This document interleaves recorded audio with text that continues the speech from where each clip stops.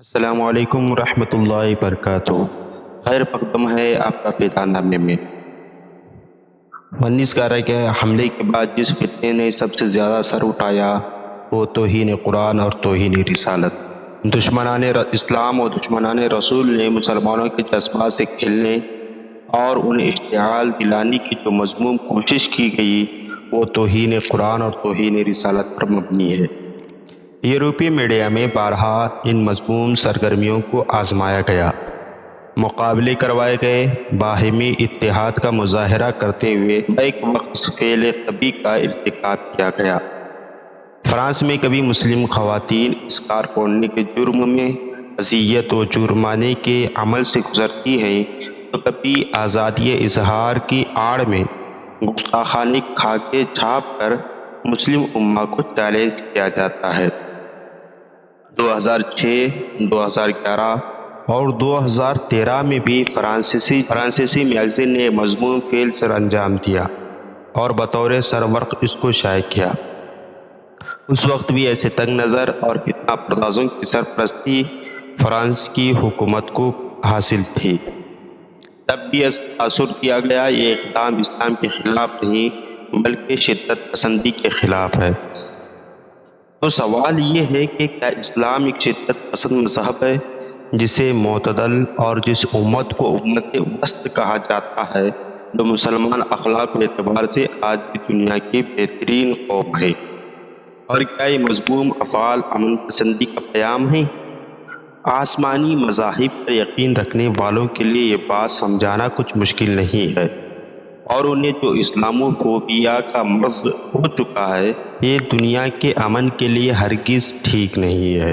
ہر اسلام کش اقدام کو آزادی اظہار کا نام دینا یورپ اور مغرب کی فطرت میں رچ بس گیا ہے، اور اس چیز نے دنیا کو تقسیم بھی کر دیا ہے۔ اب حالیہ اقدامات جن میں فرانس کے صدر میکرون کی جانب سے باقاعدہ سرکاری سرپرستی میں یہ رذیل حرکت، یہ گھٹیا قدم اٹھا کر دنیا کے 1.5 ارب سے زائد مسلمانوں کے جذبات سے کھیلنے کی کوشش کی گئی ہے۔ ماضی میں فرانس کے جس میگزین نے قدم اٹھایا تھا اسی صحافی نے جب ایک بار فرانس کے صدر کو مذاق کا نشانہ بنایا تو کئی ماہ تک اسے قید و بند کا سامنا کرنا پڑا۔ یعنی فرانس کے صدر کی توہین قابل سزا جرم ہے، لیکن مسلمانوں کے پیغمبر کی توہین آزادی اظہار رائے ہے۔ تو سوال یہ ہے کہ مسلم امہ کی جانب سے صرف مذمتی بیانات اور رالیاں نکالنے یہ سلسلہ رک جائے گا؟ ان اقدامات سے ناموس رسالت کا تحفظ ہم سے ممکن ہو پائے گا؟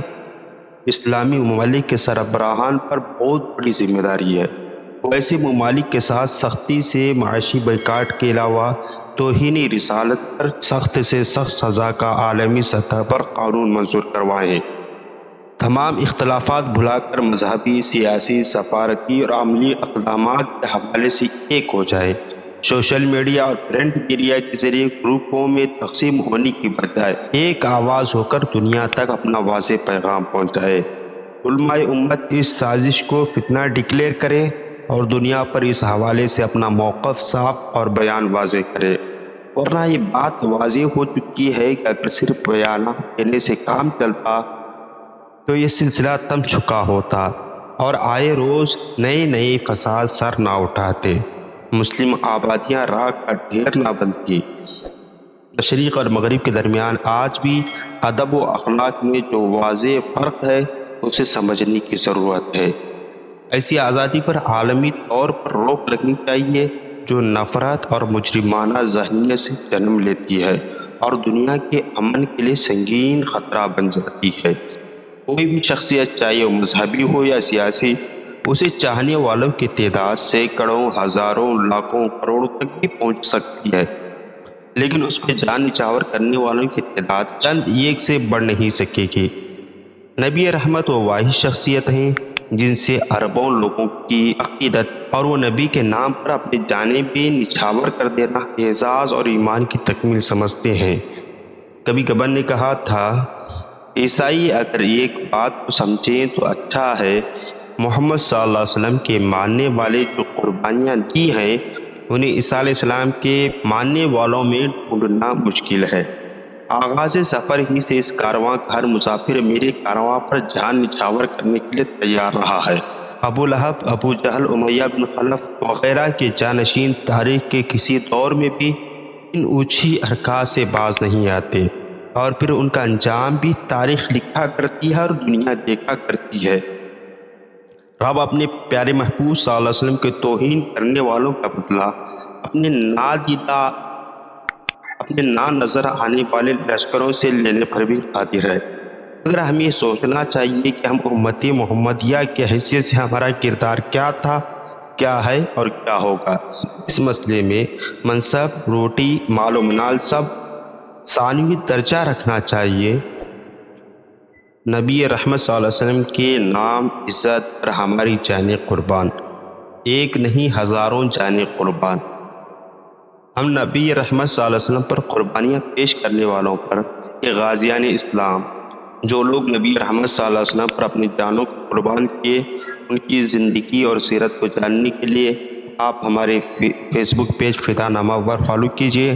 ہم آنے والے چند دنوں میں غازیان اسلام پر گستاخان رسول کو ان کے انجام تک پہنچانے والوں کے تعارف اور ان کی سیرت اس پیج پر پیش کریں گے۔ نبی رحمت صلی اللہ علیہ وسلم کی شان میں گستاخی ہمیں کسی طور پر کسی طرح قابل قبول نہیں، چاہے کوئی بھی ہو۔ ہم فرانس کی اور گستاخان رسول کی سخت مذمت کرتے ہیں اور قائدین سے گزارش کرتے ہیں کہ وہ ایک بہترین لائحہ عمل بنائیں، بار بار ہمیں توہین رسالت کے ذریعے دلی صدمے نہ پہنچے۔